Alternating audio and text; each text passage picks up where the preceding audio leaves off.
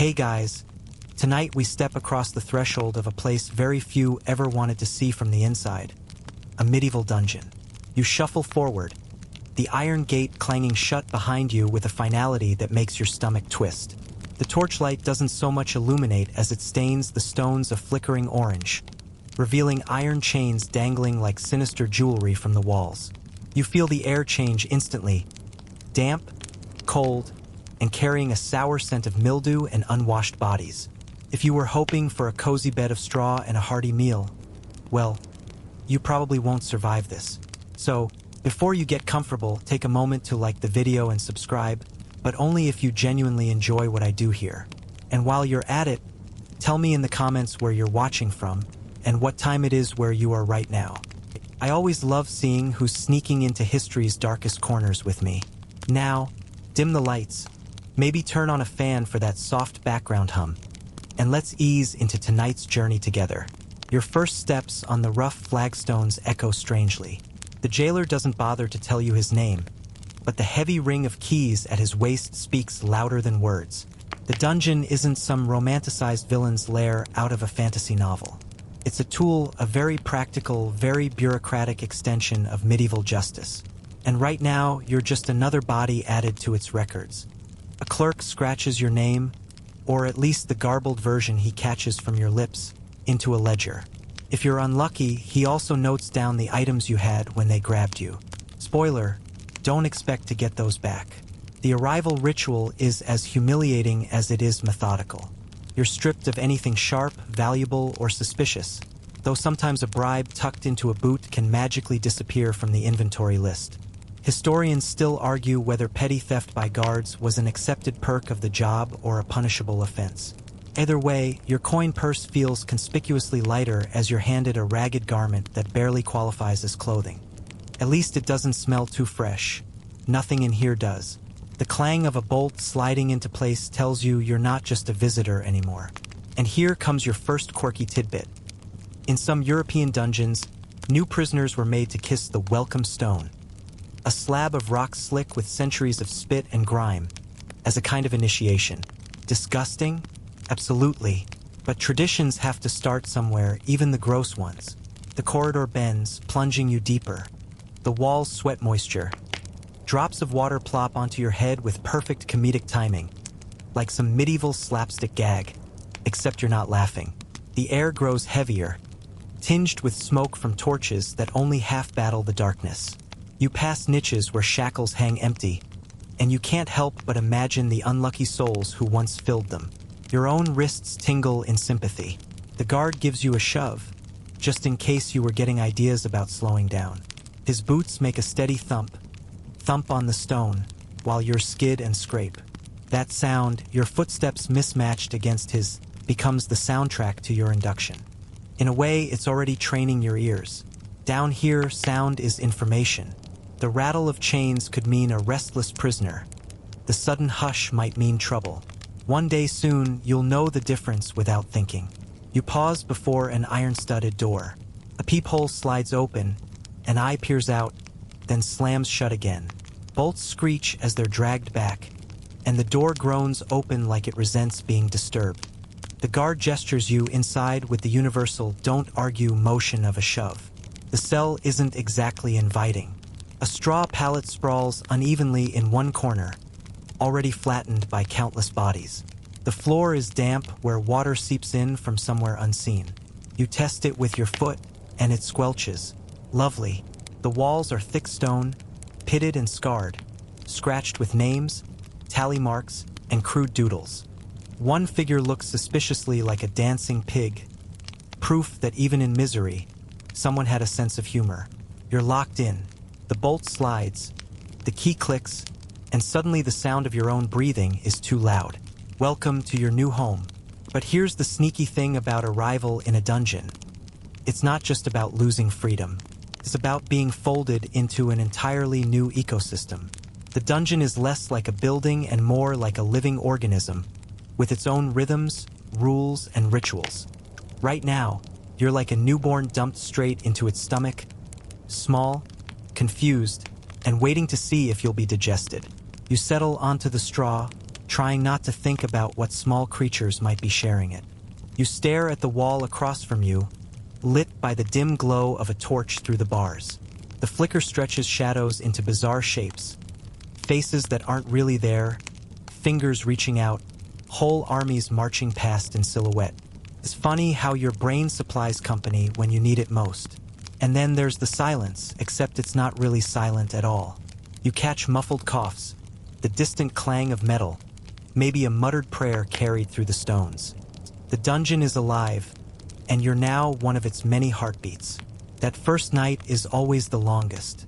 You wrap your arms around yourself, trying to hold in the warmth of your own body. You wonder if your family knows you're here, or if they care. You wonder if you'll ever see daylight again. And when you finally drift into an uneasy sleep, it's not the gentle kind that restores. It's the kind where you dream of keys jingling, doors slamming, and the echo of boots that may or may not be coming for you. The first thing you notice when you wake is not the darkness. It's the smell. You blink your eyes open, expecting to be greeted by torchlight, but instead the dungeon greets you with a stench so layered it deserves its own orchestra. Rotten straw, damp stone, human sweat, and something sharp and metallic, blood. Maybe combines into a bouquet that would make even the strongest candle seller cry, no refunds. You cough, wave your hand in front of your face as though that will help, and realize this is simply the new background of your life. The medieval dungeon is not silent either. At first you might think the muffled noises are random, but soon you begin to map them. Drip, drip, drip, water seeping from some crack in the masonry. Scritch-scratch, rats claiming ownership of the same straw you're lying on. Dull clank, someone 2 cells down shifting in their chains. And then there's the occasional shriek, muffled by stone, that ricochets down the corridor and makes your skin pebble. After a while, your brain stops panicking and begins categorizing. The constant drip becomes your clock, the rustle of vermin a reminder you're not truly alone, the sudden silence of the whole block a warning that something, perhaps a guard's approach, is about to happen. Historians still argue whether medieval prisoners actually went mad from sensory deprivation, or whether stories of dungeon madness were exaggerated by chroniclers. What we do know is that humans crave patterns. Your ears become your eyes down here. You listen for footsteps long before you see a shadow cross your door. You judge the guard's mood by whether his keys jingle loosely or slap sharply against his hip. It's survival dressed up as acoustics. Every dungeon had its own soundscape. In London's notorious Newgate prison, one chronicler described the constant chorus of coughing, moaning, and swearing as a perpetual storm of human misery. Meanwhile, in some smaller castles, prisoners recalled eerie quiet, interrupted only by crows squabbling on the battlements above. You're not sure which would be worse, endless noise or a silence that amplifies your own heartbeat until it sounds like someone else's footsteps. As for the smells, well, let's be honest. Nobody was bottling dungeon mist as a fragrance. Archaeologists who've studied preserved prison latrines describe layers of human waste mixed with straw, bones, and insects. Add in mildew from damp walls and the smoky tang of pitch-soaked torches, and you've got a scent profile no medieval candlemaker would dare sell. Still, there's one quirky tidbit. In some dungeons, prisoners swore they could smell fresh bread baking from the kitchens above. Was it a trick of the nose, or a cruel reminder of the world continuing without them? Either way, the scent of bread drifting into a starving man's cell must have felt like torture in itself. And you adjust. That's the strangest part. Within days, what should be unbearable simply folds into the background. Your nose dulls. Your ears learn to filter. That squeak of rats becomes almost comforting. That cough 3 cells down becomes part of the nightly routine, like a cranky neighbor in an apartment building. Humans are adaptable even when adapting feels like surrender. Sometimes, though, a new sound jolts you awake. Tonight, it's the distant toll of a church bell, carried faintly through ventilation slits. You freeze, straining to count the peals. 6, 7, hard to tell. But for a moment, you're linked to the world outside. Farmers heading in from fields, townsfolk lighting candles, merchants locking shutters. The bell is proof that while your world shrank to stone and straw, life beyond the walls still ticks forward. That realization is both comforting and cruel. Comforting, because it reminds you that daylight and markets and laughter exist somewhere above. Cruel, because you can't reach them, and yet you hold onto those moments. They become anchors, tiny hints that time is moving, that you're not buried alive forever. Every prisoner has their trick for coping. Some tap rhythms on the wall, hoping for an answer from the next cell. Others sing softly, letting their voices echo back as though a phantom companion were answering. One medieval account tells of a nobleman who memorized entire genealogies of European kings just to keep his mind busy. Personally, you hum a tune you can't quite place. Maybe it's from the last tavern you visited, maybe it's just something your mind invented. Either way, it helps drown out the scuttling in the straw. The soundscape has another cruel edge: unpredictability. Just when you think you've mapped the rhythm of drips and coughs, a sudden shout erupts. A guard barks orders. Iron scrapes stone. The unpredictability keeps you on edge. It's like living inside a suspense movie soundtrack where you never get to see the monster, only hear its approach. And yet, oddly, you start to find beauty in it. The drip of water forms patterns, sometimes syncing with your breath. The faint whoosh of wind sneaking through cracks carries the smell of wet earth, a reminder there's a world beyond. Even the shuffle of guards' boots becomes reassuring. Better to know where they are than be surprised. The longer you stay, the sharper your hearing becomes. You pick out whispers, the shuffle of cloth, the tiny ping of a dropped nail. You could probably hear a coin hit the floor 2 corridors away. Modern prison psychologists note something similar. Deprived of stimulation, the senses that remain grow keener. In a way, you're evolving to fit this underground world. Congratulations, you're now the proud owner of Dungeon Bat senses. If only that came with wings. Eventually, you stop gagging at the smells and stop flinching at every sound. Instead, you settle into the rhythm of it all. The dungeon has become a strange symphony, and whether you like it or not, you're now part of its orchestra. The drip is your metronome, the cough your bass line, the clank of chains your percussion. Sleep becomes a kind of uneasy duet between you and the building itself. And as you finally drift off, nose pressed into the scratchy straw, the last thing you hear is that eternal drip, drip, drip, marking the slow passage of a night that seems to have no end. You wake with straw sticking to your cheek, and your first real instinct is to press your hand against the wall. Cold. Always cold. The stone has a clammy permanence to it, like it's been absorbing misery for centuries and now radiates it back in slow waves. Your fingers find the uneven mortar, and you can't help but trace the grooves. Tiny valleys carved by prisoners long gone, nails scratched in desperation, maybe boredom. If walls could talk, this one would probably sigh and tell you, "Sorry, kid, you're not the first, and you won't be the last." Your cell is not just a box. It's a carefully designed mechanism, part of the castle's architecture. Medieval builders knew exactly what they were doing. The walls are thick, sometimes 10 feet or more, making escape not just difficult but laughable.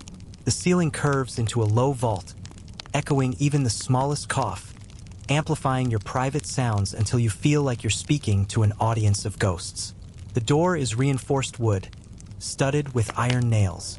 Its tiny grill or peephole isn't really for your benefit. It's so guards can check if you're still breathing without opening up. And then there's the slit. Every proper dungeon cell has one. A narrow, vertical window carved into the stone. Calling it a window is generous.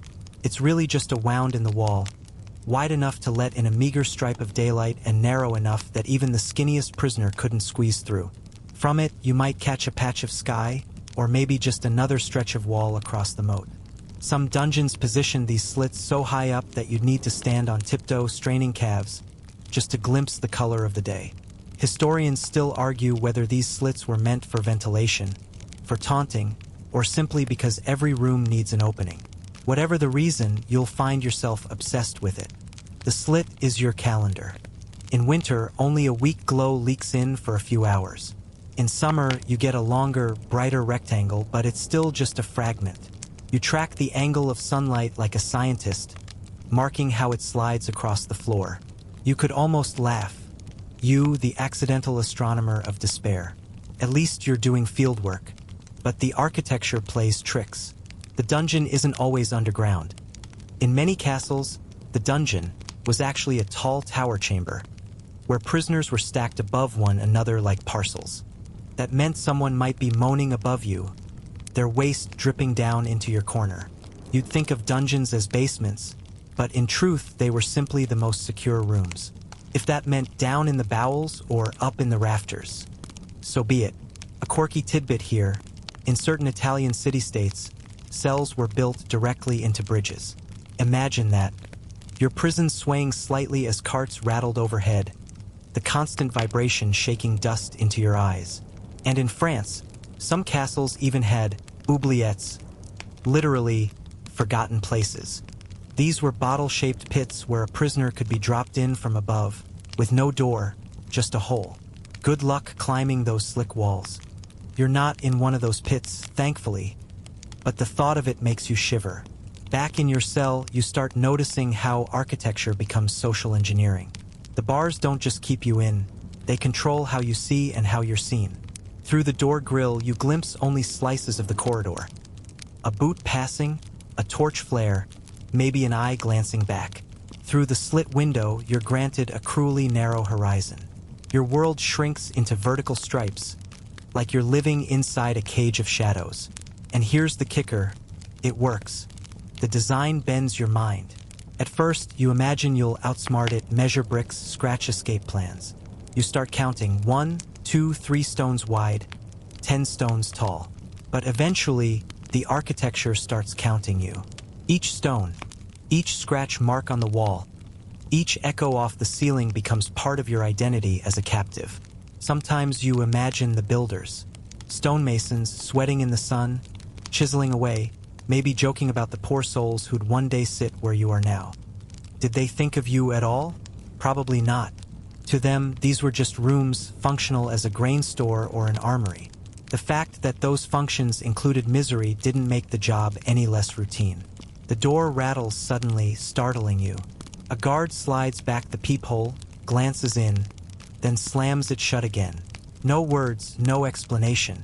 Just checking that you haven't turned into dust. The sound echoes through the vault like a judge's gavel. You flop back onto the straw, muttering something sarcastic under your breath, though quietly, because the walls also carry voices. But despite the cruelty of the architecture, you start to claim it. You scratch your own mark into the stone. You rearrange the straw to form a boundary between bed and floor. You figure out the echo sweet spot where your hum sounds richest, like you're a bard performing in a cathedral instead of a prisoner whispering to rats. It's funny. Modern tourists walk through preserved dungeons, snapping photos of walls and bars, saying things like, "Imagine being stuck here." You don't have to imagine. You feel the scrape of the stone beneath your fingers, the weight of the ceiling pressing down like a lid. The claustrophobic geometry of design meant not just to contain but to erode. And yet, despite all that, you find yourself whispering a joke to the dancing pig scratched into the wall. Because if the architecture wants to crush your spirit, you'll fight back with humor, thin, wobbly, half-crazed humor, but humor all the same. The slit of light creeps across the wall, but tonight it doesn't tell you much. Was it morning? Afternoon? Honestly, in this place, time feels less like a line and more like a puddle that keeps sloshing around your feet. You stop measuring life in hours and start counting in torch changes, in how many times the guard rattles past, in how often the rats risk darting out for a crumb. Down here, light and darkness aren't opposites, they're conspirators. In the beginning, you still cling to the idea of days. You squint at the little vertical wound in the stone wall, trying to gauge whether the sky outside is gray, gold, or blue. You mark the floor with scratches when the light touches a certain spot. A calendar, you think, primitive, but yours. After a week, though, the system collapses. Clouds cheat you, seasons shift, and you find yourself staring at the slit until your eyes burn, convinced the sun must be playing tricks. Historians still argue whether medieval prisoners truly lost all sense of time or whether chroniclers exaggerated, but modern psychology tells us the brain without clocks invents them. And yours? Well, yours isn't exactly punctual anymore. Here's a quirky tidbit.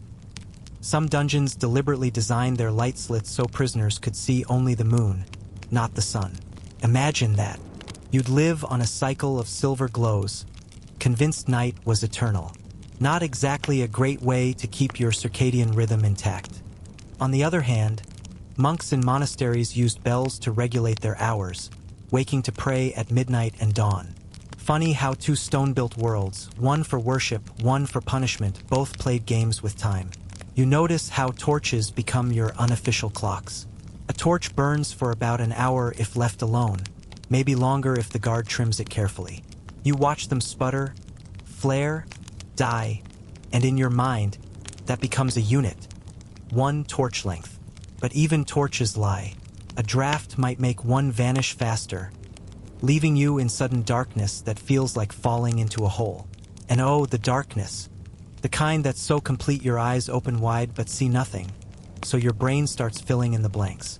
Shapes appear. Faces, monsters, maybe even your old school teacher wagging a finger at you. No escape from homework, even here. You blink and shake your head, but the visions persist. The lack of light scrambles your senses. Every squeak becomes a lurking creature. Every sigh sounds like it's coming from right beside you. Your own heartbeat becomes suspiciously loud. You pace sometimes just to fight back. 5 steps, turn, 5 steps, turn. But in the dark, your pacing becomes uncertain. You trip, smack a toe, mutter curses. Suddenly the walls don't just confine. They shift, sneaky as conspirators. You laugh bitterly. Nice try, walls. You won this round. In some dungeons, prisoners reported carving elaborate calendars into their cell walls. The famous Marquis de Sade, much later in history, actually used his fingernails to scratch daily tallies. You try something similar, but was that yesterday's mark? Or today's? After a while, the scratches blur together. Your calendar begins to look more like a drunken woodpecker's project. And then come the endless nights, or what you think are nights. Without the sun, the difference between night and deep night blurs. You lie awake, listening to the drip, wondering whether morning will come, or if it already has. Your body rebels. You nap in jagged fragments, wake groggy, then doze again. Eventually, you stop asking, "What time is it?" and start asking, "Does it even matter?" But the human brain is stubborn. It builds rituals. You invent your own schedule. Hum a tune after what you think is breakfast. Whisper a prayer when the torch sputters low. Tap the wall 5 times before lying down. These little ceremonies keep you tethered. You laugh softly at yourself. Who knew you'd become both prisoner and priest of your own invented religion of time? Every once in a while, a miracle. Sunlight floods the slit for a few glorious moments, golden and almost warm. You tilt your face to it, eyes closed, savoring the proof that the outside world still exists. The light caresses your skin like a forgotten friend. You wonder if the guards know how intoxicating that simple stripe of brightness can be. And yet, the trickery of time continues. Sometimes you dream so vividly that when you wake, you're sure days have passed. Other times, you blink and wonder whether you actually slept at all. Your body clock becomes a joker handing you false cards. Historians still debate whether prisoners developed prisoner's time, a unique rhythm detached from normal society. All you know is you could swear the night lasted 3 weeks last Thursday. The irony? Time crawls when you're desperate for it to pass, then races when you cling to a precious moment of light. A guard laughs at a joke with another, their voices drifting past, and for those 10 seconds you feel alive, part of a human rhythm again. Then the silence returns, stretching into eternity. Eventually, you accept it. In the dungeon, time isn't measured. It's felt. And most of the time, it feels like forever. Your stomach growls loud enough to earn a glance from the guard. If there's one thing that really defines dungeon life, beyond the darkness, the filth, and the iron, it's food. Or rather, the lack of it. Meals arrive at irregular intervals, and the word meal is charitable. What you actually receive is a ritual of disappointment. Tonight, it's a wooden bowl shoved through the hatch. A grayish mush, somewhere between porridge and wallpaper paste. You poke it with a finger and it wobbles. If you're lucky, there's a crust of bread alongside, hard enough to double as a weapon. Sometimes there's a hunk of cheese, but by cheese, they clearly mean something that once met a cow in passing. The smell suggests it's been on quite the journey since then. Food in medieval dungeons wasn't designed to nourish. It was designed to keep you barely alive. A handful of beans, some stale barley, maybe a ladle of broth if the kitchen was feeling generous. Historians still argue whether certain prisons starved inmates deliberately or whether the meager portions were simply the result of low budgets and lazy wardens. Either way, your belly doesn't care about the paperwork. Here's a quirky tidbit. In some castles, prisoners were fed according to rank. Nobles might get bread, meat, and wine sent by their families, while commoners gnawed on black bread so full of bran it could double as sandpaper. Records show that in the Tower of London, high-status captives sometimes ate better than the guards, while the unlucky poor were left to beg scraps from visitors or rats. Yes, rats, because here's the gross truth. Sometimes the scraps were taken from the vermin, not shared with them. You learn tricks, soaking stale bread in water to soften it, trading your crust for someone else's spoonful of beans, pretending the gray mush is soup from your favorite tavern back home, complete with imaginary herbs and spices. Your imagination becomes the only seasoning available. The ritual of food takes on importance far beyond taste. It's the highlight of your day, the one guaranteed interruption to monotony. When you hear the guard's boots and the scrape of the hatch, your body perks up. Pavlov's dog had nothing on you. Even the slop becomes precious because it means survival one day at a time. But the hunger never leaves. It scratches at you like a second prisoner sharing your skin. Your ribs poke sharper each week. Your head feels light, your hands shaky. You find yourself licking the bowl clean, not because you're greedy, but because wasting even one grain feels like throwing away life itself. And sometimes the dungeon plays cruel games.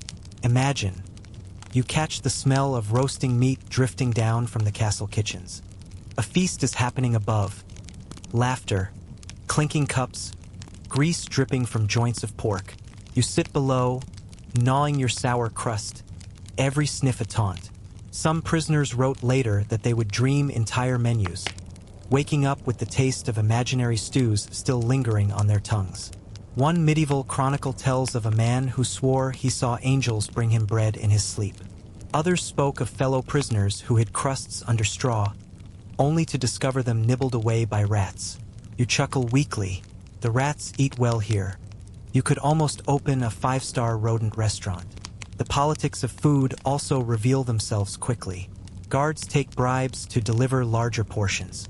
Wealthy prisoners arrange for meals from outside kitchens. The poor barter what little they have. A scrap of cloth, a whispered secret, a favor owed. Bread becomes currency, soup alone. In a place where silver is useless, calories are the real coin. And then there's the punishment of food, or rather, its denial. Some dungeons used bread and water as a sentence within a sentence. A week of that, and you feel your mind slide into strange places, hallucinations curling around the edges of your vision. Historians still debate whether starvation was a tool of justice or simply the byproduct of neglect. But to you, the debate doesn't matter. What matters is the ache that never fades. There's a small mercy, though. Sometimes, when you're half asleep, hunger dulls.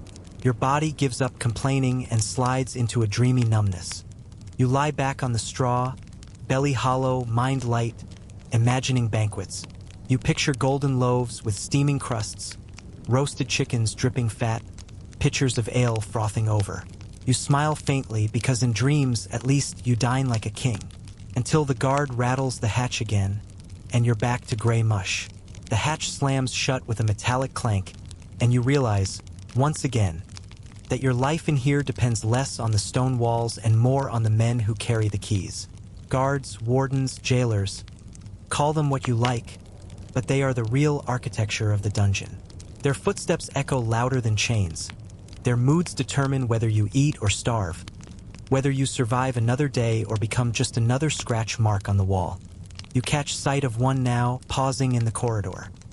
He's not armored like a knight, but padded in thick wool and leather, with a cudgel strapped casually at his hip. His job isn't glamour. It's routine. Unlocking, locking, feeding, occasionally dragging someone out for questioning. But every routine carries power, and in this place, even a lazy glance from a guard is heavy with meaning. Historians still argue whether guards were mostly cruel brutes or simply poor men doing a grim job. The records are mixed. Some accounts describe sadists who took delight in tormenting prisoners, mocking them, beating them for amusement, even stealing food. Others mention jailers who looked the other way when a desperate captive passed a letter, or who slipped an extra scrap of bread through the bars. Truth be told, the dungeon attracted all kinds: bullies, opportunists, and the occasional reluctant soul who just needed the pay. Quirky tidbit: in certain medieval towns, the position of jailer was actually inherited like a family business. Imagine that, son, one day these keys will be yours. Romantic in the darkest possible way. Families lived above the prison, raising children among the clanking of locks. Some kids grew up so used to the cries from below that they thought it was just part of the background, like wine through the rafters. The hierarchy among guards is something you learn quickly. The warden, often a castle official, rarely visits the cells directly. He's more concerned with records, ransoms, and making sure the books balance. Beneath him are jailers, the men with the keys, who exercise their authority with varying degrees of menace. And then there are the underlings, servants tasked with carrying slop buckets or fetching water. You'd think they'd be the least threatening, but sometimes it's the petty menials who are the cruelest, lashing out at prisoners just to feel taller. Your relationship with them is a dance. Too much defiance and you'll pay for it. Too much groveling and you'll become their toy. The sweet spot lies somewhere in between. Respectful enough to avoid a beating, cheeky enough to keep your dignity. You crack a joke at the right moment, and sometimes a guard smirks instead of striking. You thank them for the slop as if it were venison stew, and occasionally you earn an extra crust. You learn to read faces the way sailors read clouds. Is there a storm coming, or just wind? Of course, bribes are the great equalizer. Coins, jewelry, promises from family members outside. All these can bend the rules. A guard might forget to lock a chain, or carry a letter, or deliver a meal meant for another prisoner straight to you. The entire dungeon runs on this shadow economy. Iron may hold you in place, but silver makes the iron creak. Yet sometimes, despite all efforts, you cross the wrong guard.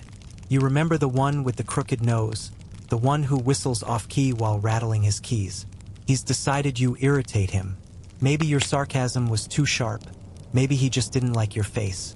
Whatever the reason, his torch always burns a little closer to your straw, threatening fire. He shoves your bowl harder than necessary. He lingers at the slit, grinning before stomping away. You learn to brace yourself whenever you hear that whistle drifting down the corridor. And still, moments of surprising humanity appear. One night, when the torches gutter and you're shivering uncontrollably, a guard tosses an extra scrap of cloth into your cell. No words, just a small kindness. It's almost worse than cruelty, because it reminds you what you're missing. A world where people share blankets instead of bars. You hear stories from other prisoners too. One noble down the hall claims a guard smuggled him wine in exchange for a poem. A thief boasts that he taught a young jailer how to cheat at dice, buying himself a week of favorable treatment. Another swears that the warden himself took pity and arranged for letters to his family. Whether true or not, these stories ripple through the dungeon like whispered fairy tales, each one a reminder that behind every uniform is a man who might be swayed, softened, or enraged. And here's the cruelest irony. Sometimes the guards and wardens are prisoners of the system too, bound by duty, trapped in routines, mocked by higher lords. They stalk the corridors with faces as weary as yours. Their freedom is larger, yes, but maybe not as large as it looks. The key ring rattles again, reminding you of the line that divides you. Iron bars for you, authority for them. And yet, you can't help thinking, if you could just find the right leverage, the right bribe, the right moment, you might flip that balance. For now, though, you sit back against the cold wall, listening to the footsteps fade, and mutter to yourself, all right, Jailer. Round 1 to you. You wake to the scraping of metal against stone, and before you even register the noise, your gut twists with dread. The dungeon is rarely quiet, but there's a difference between the steady clank of chains and the deliberate preparation of the instruments of pain. You know what day it is. It's the day someone will be persuaded. Torture in the medieval dungeon wasn't as omnipresent as movies make it seem. Most prisoners languished in filth and hunger without ever seeing the rack. But when the guards dragged a man toward the chamber, everyone along the corridor held their breath, because the echoes that followed were impossible to ignore. The creak of wood, the groan of pulleys, the muffled cries that rose until they weren't muffled at all. You shuffle forward to the bars, peering out as best you can. Across the passage, 2 men are already being bound, not with rope but with a heavier chain. You're not called today, but the theater of terror works all the same. The message is simple: cooperate, confess, or face the tools. Historians still argue whether the purpose was truth or intimidation. Some believe confessions were often coerced and worthless. Others claim authorities sincerely thought suffering purified lies into honesty. The rack is the star of the chamber, its long wooden frame fitted with rollers that pull limbs apart inch by inch. No need for gore. The pain of stretching joints beyond their limits is enough to make any listener wince. Quirky tidbit: prisoners sometimes grew 2 or 3 inches taller after a session, though they couldn't exactly brag about it afterward. But the rack isn't alone. You've glimpsed other devices when doors swing open. The iron boot, heated and tightened until toes splintered. The strappado, where a victim was hoisted by bound wrists and dropped with a jolt that could dislocate shoulders. And the thumb screw, a cruelly simple clamp that reduced hands to pulp. Even whispers drift down about stranger contraptions, iron maidens and spiked chairs, but some scholars suspect these were later exaggerations. Renaissance propaganda aimed at painting the medieval world as more savage than it really was. Yet whether all those devices were used or just imagined, the fear they instilled was real enough. You don't need to see a torture to be broken by it. You just need to hear the screams through the stone. And when the guards return, dragging a limp figure past your cell, you see the aftermath. Slack arms, pale skin, eyes wide but unfocused. You look away quickly, as though to avoid catching the same fate like a contagious disease. Still, there's a grotesque rhythm to the system. Torture sessions were often limited, not endless. Medieval law, at least on paper, required moderation. A judge might authorize only 1 session per case. Of course, the definition of session could be conveniently stretched, literally. We stopped yesterday, a warden might say with a smirk. Today is a new session. Dark jokes flicker among the prisoners, because humor is the only shield left. One thief mutters, "At least on the rack, you don't have to hunch over anymore." Another groans, "I'd rather be stretched than stuck in this stink forever." They laugh, brittle laughter that barely hides the tremor beneath. You chuckle too, partly because if you don't, you'll hear those creaks and screams replaying in your head all night. And here's the strangest part. Sometimes torture fails entirely. People confess, retract, invent stories, or die, leaving investigators no closer to the truth. Historians still debate whether officials knew this or convinced themselves that divine justice guaranteed results. You imagine some scribe scribbling furiously as a victim gasps out, "Witchcraft" or "conspiracy," and lords nodding solemnly, pretending the answer wasn't dragged out under duress. The chamber door closes again, muffling the noises. For a moment, you almost believe the dungeon has returned to its normal misery. But as you settle against the wall, your shoulders tense, as if anticipating hands grabbing you at any second. It doesn't matter whether it's today, tomorrow, or next month. The rack exists, and knowing it exists is enough to stretch your nerves tighter than ropes ever could. So you breathe slowly, reminding yourself, not today. And in this place, not today is as close to victory as you'll get. The stench reaches you before the sight does. You've grown accustomed to the sour musk of damp stone and unwashed bodies. But when the guards drag someone back from the torture chamber, the smell is different, coppery, raw, and sharp enough to cut through the dungeon's usual stew of odors. The injured man groans as he's dumped onto the straw. No bandages, no healer. Just left to bleed and shiver.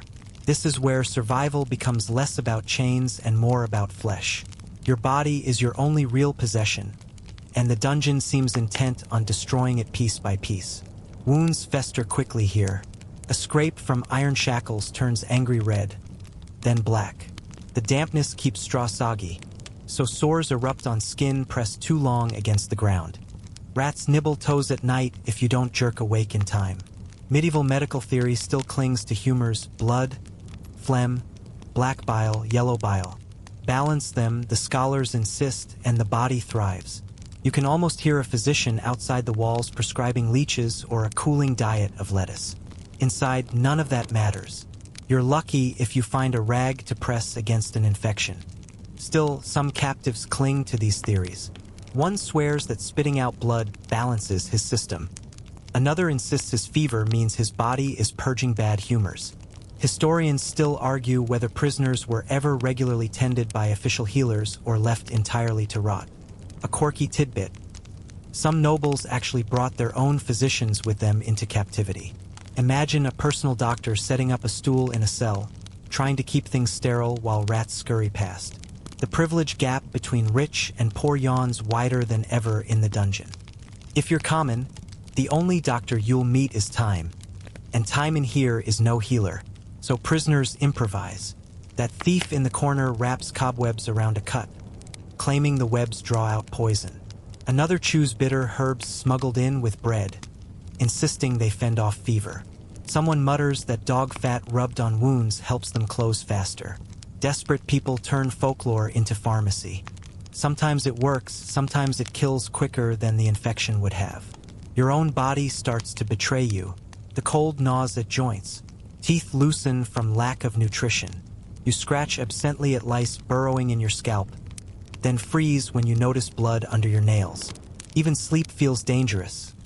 Every nap risks waking up with a gnawing infection or a rat nibbling at your toes. You joke darkly to yourself, at least the vermin don't charge rent. And then, once in a while, you witness something miraculous. A prisoner with a fever collapses, and everyone assumes he's done for. Days later, he stirs awake, sweating but alive. The body has its own stubbornness, its own refusal to quit. You cling to those rare recoveries as proof that you too might outlast the stone and the filth. Still, the line between recovery and ruin is razor thin. Without care, a simple cut can doom you. With luck, a brutal beating heals crookedly but heals all the same. Every breath feels like a wager against infection, against hunger, against the dungeon itself. You press your back to the cold wall, listening to another prisoner cough through the night, and whisper, "Stay balanced, body. Don't fail me yet." You lose track of how long you've been down here. Not because you're careless, but because time itself has betrayed you. The dungeon devours hours the way rats devour crumbs, leaving you with nothing but guesswork and the fading rhythm of your own body. There is no sunbeam to chart across the wall, no rooster crowing the dawn. Only darkness and the occasional flare of a torch, here and gone like a heartbeat. At first, you try to count days by meals. 3 a day, you assume. But then you notice the intervals are irregular. Sometimes a bowl arrives after what feels like forever. Other times 2 come in quick succession. Are the guards lazy, or do they deliberately scramble the schedule? Either way, your stomach can't be trusted as a clock. Historians still argue whether dungeon keepers intentionally manipulated time to break spirits, or whether neglect and chaos did the job just as well. Either way, it works. Soon, you forget whether it's morning or midnight. Your dreams blur with waking. You blink, unsure if you've just napped for minutes or collapsed for a whole day. Quirky tidbit. Some prisoners carved makeshift calendars into the walls, tallying scratches to mark the passing of days. Archaeologists have found such graffiti in old cellars, crooked lines stretching into the hundreds. But what happens when a guard laughs and rubs them out with a boot? Your entire reality vanishes in a scuff of leather. The body rebels when it loses rhythm. You start waking in odd bursts, sleeping when you're not tired, dozing off mid-sentence while trying to whisper with your cellmate. Sometimes your eyes snap open in terror because you can't tell whether you've been unconscious for seconds or hours. Dreams become vivid and strange. Long banquets with endless food, sunlight so bright it hurts, conversations with people you haven't seen in years. Waking up from those is the cruelest part, because the dungeon's damp dark presses down harder after such brightness. The worst is when your mind begins to invent patterns. You hear drips in the corridor and convince yourself they fall in sets of 10. You count your breaths, then doubt the count. You sing silently, tapping rhythms on your knee, anything to anchor yourself to a passing of time that no longer exists. And yet, even as you do it, you know the dungeon is winning. Other prisoners mutter their own coping tricks.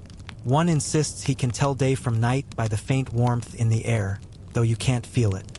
Another says he counts his pulse, resetting every 100 beats to simulate hours. You're skeptical, but you try it anyway because in here skepticism doesn't help, survival does. The strangest part is how time stretches differently depending on what's happening. Waiting for food feels like eternity. Listening to a torture victim scream makes minutes vanish in horror. A single kind word from a guard or cellmate lingers in your memory so long it feels like a whole day's event. It's as though the dungeon rewires the clock, shrinking and stretching hours like taffy until you no longer trust your own sense of reality. And then one night, or is it morning? You stop caring altogether. You lean back, close your eyes, and whisper to yourself, "It doesn't matter if it's dawn or dusk. I'll just keep breathing." In that moment, oddly enough, you feel calmer. Because maybe the dungeon only wins if you keep asking the question. You shift on the straw, ears straining toward the corridor. A faint shuffle reaches you, someone moving just beyond the cells.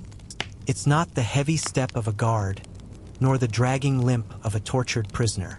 No, this sound is lighter, hesitant, almost furtive. You lean closer to the bars, and soon you see them. The shadow of another captive, pacing in their own cramped world. Life in the dungeon isn't only about you. Around you are fellow sufferers, strangers thrown together in misery, each with their own story. Some are nobles stripped of silks, others peasants caught stealing bread. A few claim innocence, loudly at first, then more quietly as the weeks grind down their hope. The mix creates a strange society, part marketplace, part madhouse, part confessional booth. You learn to listen. Voices carry easily here, bouncing off stone walls. That knight in the far cell still boasts about his exploits, as though reminding himself he once had worth.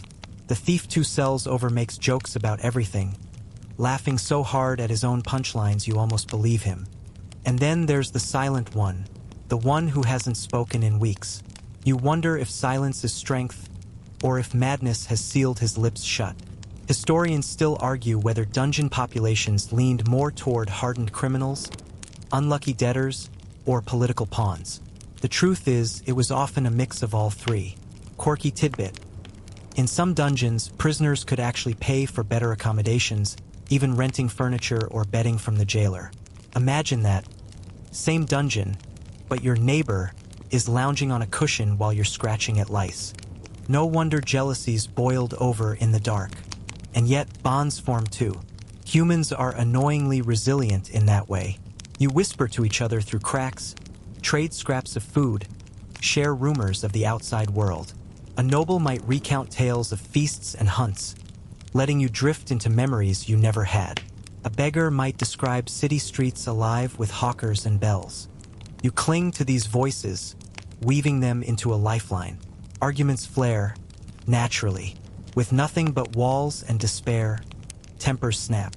2 men once screamed for hours over who had the better claim to a patch of straw. Others fight with words sharper than any blade. Accusations of betrayal, boasts of imagined wealth, prayers shouted louder than another's curses. Sometimes the guards intervene, sometimes they just laugh and let the prisoners wear themselves out. But for every fight, there is also solidarity. When a man collapses in fever, voices rise in unison, demanding water until a guard grudgingly delivers it.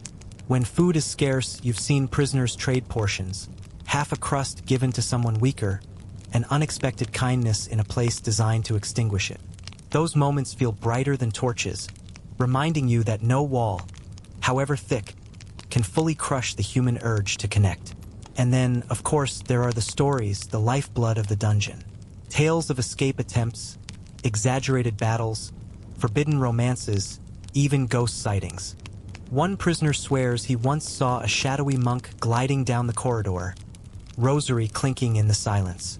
Another insists a noblewoman secretly visits the dungeon at night to comfort captives.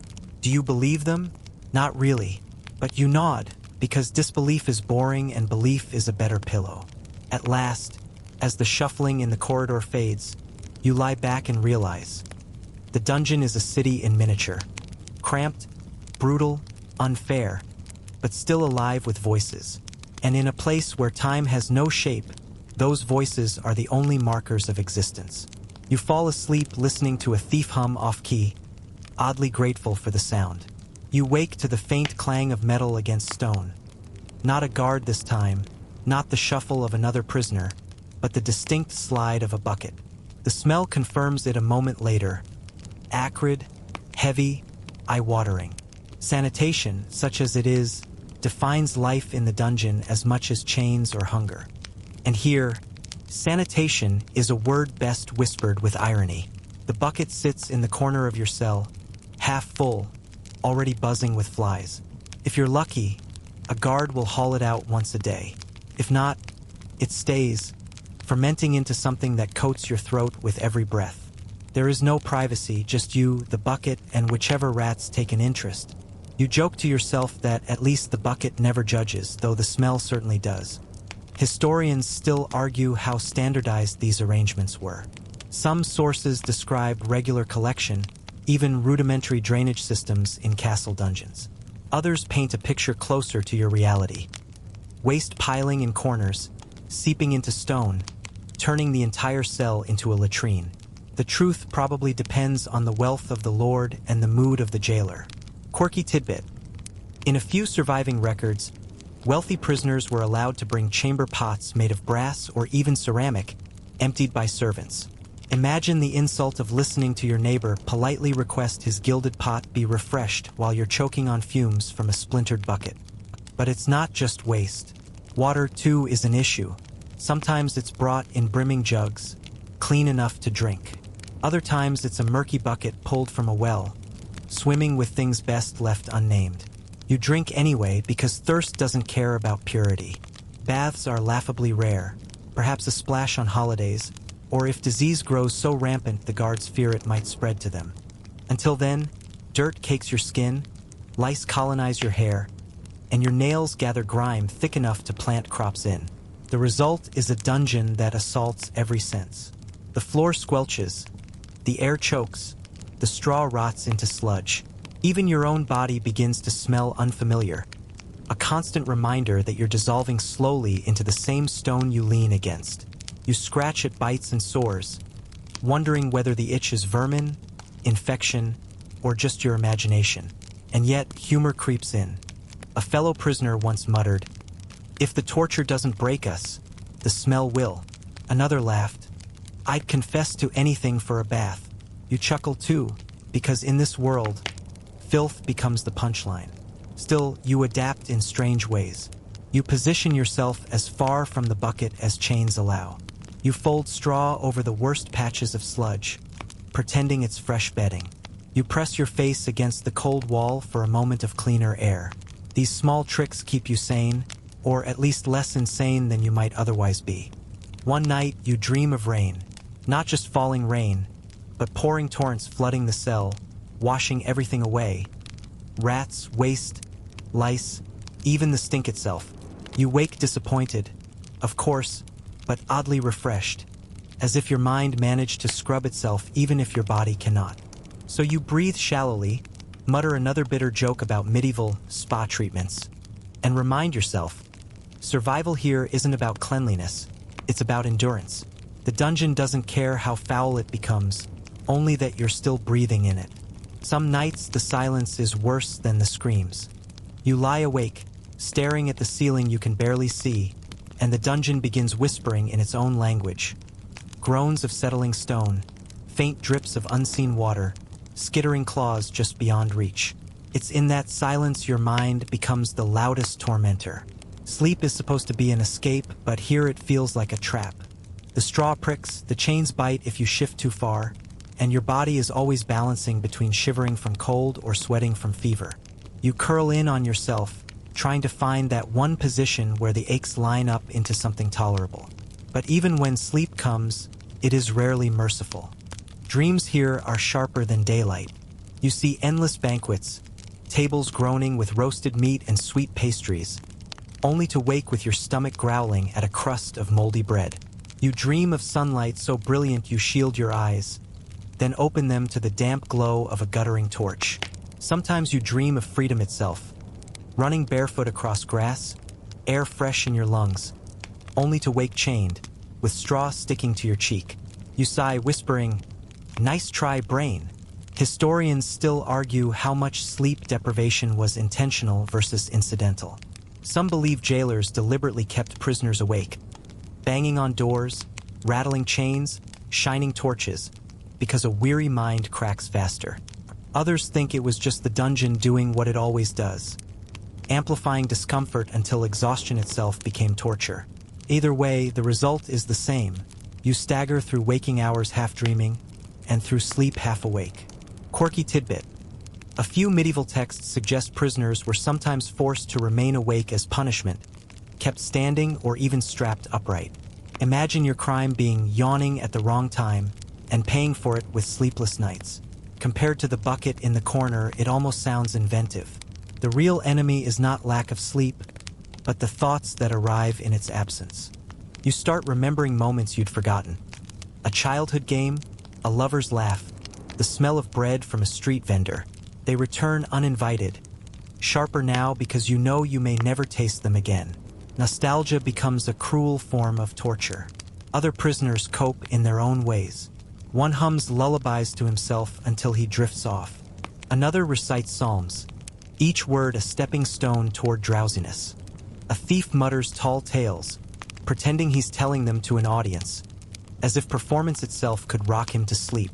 Sometimes their voices soothe you too. Other times they're just another noise in a place already filled with too many. And then there are the nights when fear jolts you awake. You dream of doors opening, guards calling your name, chains rattling around your wrists. You jolt upright, heart hammering, only to realize the corridor is silent. You lie back, furious with yourself for wasting precious rest on imaginary summons. Still, you keep trying, because tomorrow, whatever tomorrow means, you'll need your wits. So you close your eyes again, breathe slow and steady, and whisper, "Sleep now," even if the dungeon watches. And sometimes, despite everything, you drift into slumber, fragile but real, a tiny rebellion against the stone. You sit slumped against the wall, staring at the tiny slit of iron bars that passes for a window. A grayish light seeps in, never bright enough to tell whether it's morning or evening. That faint shimmer is your only contact with the outside world, and even it feels like a cruel tease. Beyond these walls, life goes on. Farmers hitch oxen to plows. Children chase hoops in the street. Market stalls ring with shouts and laughter. The seasons turn, though you can only guess them from changes in the draft. Icy air creeping in during winter, warm staleness in summer. You run your fingers along the stone, trying to imagine how many springs, summers, autumns, and winters it has swallowed without comment. Historians still argue whether medieval dungeons were intended as permanent punishment or just temporary holding pens until trial or ransom. For some, imprisonment lasted weeks. For others, years blurred into decades. That uncertainty gnaws worse than hunger. If you knew you had 3 months left, you could count them down like scratches on the wall. But with no end in sight, every day becomes the same gray bead on an endless rosary. A quirky tidbit. Some high-ranking captives were permitted small luxuries from the outside: letters, books, even musical instruments. One story tells of a prisoner who composed songs on a lute from inside his tower chamber, the notes drifting across town like ghostly reminders of his confinement. Down here in the pit, though, you get no such grace. The only music is dripping water and your own humming. You invent distractions. You trace faces in the cracks of stone. You build castles in your head, complete with banners and battlements, just to remind yourself you can still create something. You rehearse conversations you might never have, planning clever replies to questions that will never come. Sometimes you even talk to the rats, greeting them like guests at a banquet. It's ridiculous, but better than silence. The hardest moments are when guards gossip within earshot. Their voices are a lifeline to the outside world, though twisted by bitterness. You catch fragments, news of wars, rumors of plagues, whispers of a new king or a wedding feast. It's like hearing life through a cracked door, always ajar but never open. And yet, the human mind refuses to stay caged entirely. You cling to memories of freedom, reshaping them nightly like a child polishing a stone. You remember the feel of wind across your cheek, the crunch of snow under boots, the laughter of friends long vanished. You let those memories stretch into daydreams, long narratives that keep you sane. The dungeon may own your body, but in those daydreams, your spirit still runs free. So you close your eyes, lean back against the damp wall, and imagine sunlight so bright it burns. You whisper to yourself, out there, the world still spins. And even though you may never touch it again, knowing it continues is enough to keep a spark alive.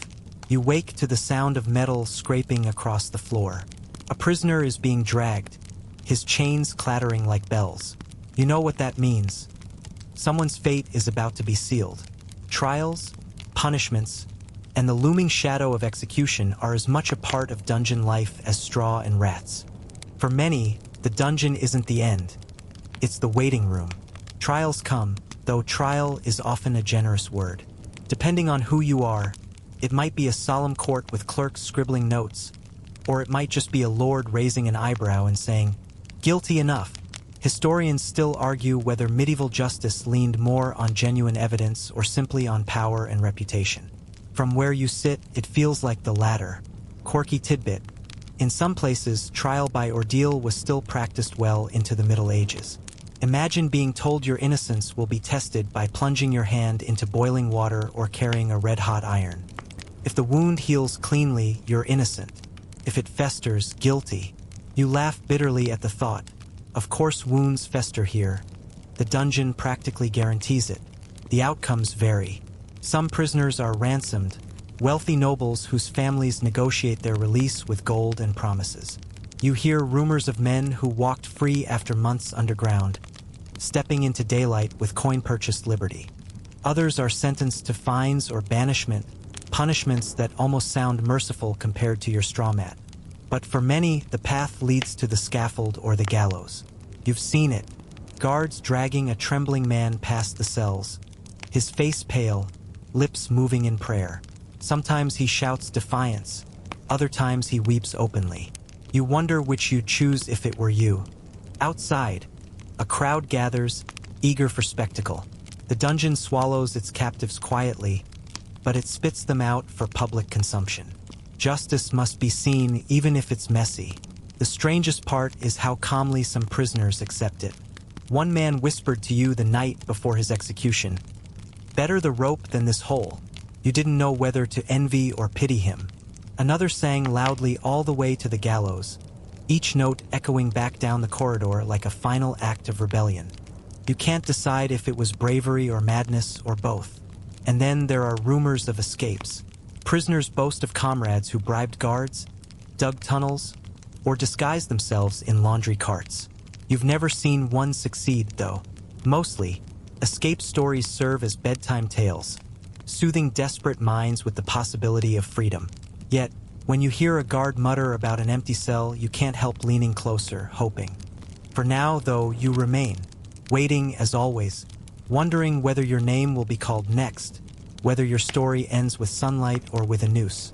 You lie back on the straw and whisper, "Not yet. Please, not yet." You stir awake one last time to a hush that feels different, as though the dungeon itself is exhaling. The dripping water is softer, the rustle of rats more distant. Even the draft that snakes through the bars carries a gentler touch tonight. You draw in a long breath and let it out slowly, as if your chest were finally allowed to expand after years of tightness. Your eyes drift upward toward that slit of a window, where a dim pale glow presses in. Maybe it's the moon, maybe dawn, you can't tell anymore, but it doesn't matter. Light is light, and you let it bathe you. Your body aches from the endless stone, yet your mind loosens in ways it hasn't in ages. You start to imagine that, beyond the dungeon's weighty silence, the world is still waiting with its open fields and tumbling rivers. Historians still argue whether these underground chambers were truly intended for long-term punishment or merely short-term holding. Whatever the original purpose, to you they've become something stranger. A place that has swallowed up years of your life but also forced you to live inwardly, finding whole landscapes within your imagination. The quirky truth is that some chroniclers wrote of prisoners who claimed to see visions in the dark, as if the absence of light summoned worlds only the mind could paint. You chuckle at the thought that maybe you've joined their ranks. The guards are quiet tonight, no jangling keys, no gruff shouts. It feels as though the dungeon has closed its heavy eyelids, rocking you gently in its ancient chest. You settle back against the wall, every muscle sagging, every thought slowing. You picture the iron bars melting into mist, the stone crumbling into sand, the chains dissolving like sugar in warm tea. You're no longer caught. You're simply floating, and now the edges of your thoughts blur. The cold becomes a blanket. The darkness turns velvet, wrapping you safely. Even the damp air carries a kind of comfort, thick and soft, pressing you towards sleep. Your heartbeat slows, your breath lengthens. You're not the prisoner anymore. You're the dreamer, stepping quietly out of your cell and into the wide fields of night. So rest now. Let the walls fade. Let the iron soften. Let the centuries roll away. You are free, at least here in this quiet moment. Tomorrow the world may rattle its keys again, but tonight, nothing holds you. Tonight, the dungeon itself whispers you to sleep. And so, dear listener, we ease out of the dungeon's shadow. You've walked with me through damp corridors, past the iron bars and straw mats, past the aching silence and the fleeting moments of human connection. You've tasted the rough bread, felt the sting of shackles, and leaned into the weight of endless time. Yet now, as we drift together into the gentler hours of the night, we can let all that go. Imagine the torchlight dimming until it's only a faint ember. Picture the footsteps of guards fading into nothing, their voices dissolving like smoke. Even the stone itself softens, its hard angles smoothing until the dungeon becomes not a prison but a dreamlike cavern. A cocoon holding you gently. Each sound grows slower, each thought grows longer, like ripples spreading wider and wider across still water. Your breath is the only rhythm now. In and out, calm and steady, like waves brushing the shore. With every inhale, imagine drawing in fresh air from beyond the dungeon walls. Air touched by pine forests, by fields of lavender, by the salt of the sea. With every exhale, imagine releasing the cold and the weight, letting them slip away into the dark, where they cannot reach you. As the final images settle, let your mind wander where it chooses. Perhaps you walk through a meadow in morning light, or sit by a hearth where fire crackles softly. Perhaps you sail across a calm lake under a wide night sky. Wherever you go, you carry no chains, no stone, no shadows, only quiet freedom. So let go now. Drift without hurry, without fear, without the need for endings. The dungeon fades, and only rest remains. Good night, sleep well, and I'll see you in the next story.